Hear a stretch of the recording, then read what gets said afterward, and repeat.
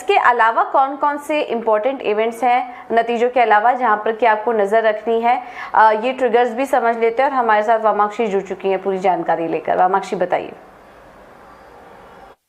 आइए देखते हैं कौन से ऐसे क्यूज और इवेंट्स हैं जिस पर आपकी नज़र बनी रहनी चाहिए कल के ट्रेडिंग सेशन के लिए। शुरुआत करते हैं हम डोमेस्टिक फ्रांस में। तो भारत में हम CPI और IIP डेटा रिलीज़ होगा अक्टूबर 12 को। इसके अलावा WPI और ट्रेड रिलेटेड जो डेटा है वो भी रिलीज़ होगा अक्टूबर 14 को, तो इस पर ज़रूर नज़र बनाए रखिएगा। इसके अलावा US मार्केट्स की रुख कर लेते हैं। यहाँ पर अक्टूबर 11 को मंथली बजट स्टेटमेंट आएगा। PPI और FOMC जो मीटिंग थी उसकी जो मिनट्स है वो रिलीज़ होने वाली है अक्टूबर 12 को। ये काफ़ी इंपॉर्टेंट है ट्रैक करने के लिए। CPI और जॉबलेस क्लेम्स का भी डेटा आएगा अक्टूबर 13 को।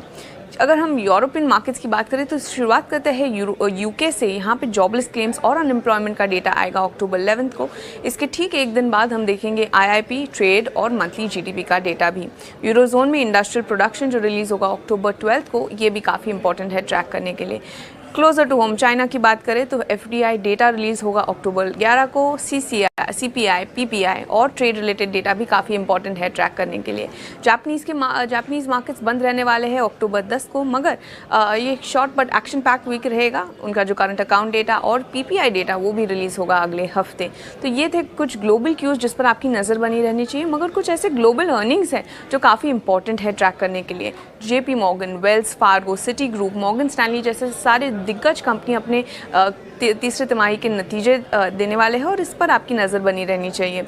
इसके अलावा अगर कुछ इंपॉर्टेंट इवेंट्स की बात करें तो 2022 का जो एनुअल मीट है IMF और वर्ल्ड बैंक का, वो होने वाला है वॉशिंगटन में। इसके अलावा OPEC का जो मंथली ऑयल मार्केट रिपोर्ट है वो भी पब्लिश होगा अक्टूबर 12 को। EU एनर्जी मिनिस्टर्स की बैठक होने वाली है प्राग में। विंटर सप्लाई शॉर्टेजेस पर चर्चा करेंगे और इसकी जो मीटिंग होगी वो होगी अक्टूबर 12 को। G20 फाइनेंस मिनिस्टर्स और सेंट्रल बैंकर्स भी मिलेंगे वॉशिंगटन में, तो इस पर भी ज़रूर नज़र बनाए रखेगा। तो ये थे सारे ग्लोबल और डोमेस्टिक क्यूज़ और इवेंट्स और अर्निंग्स जिस पर आपकी नज़र बनी रहनी चाहिए अगले हफ्ते के ट्रेडिंग सेशन के लिए।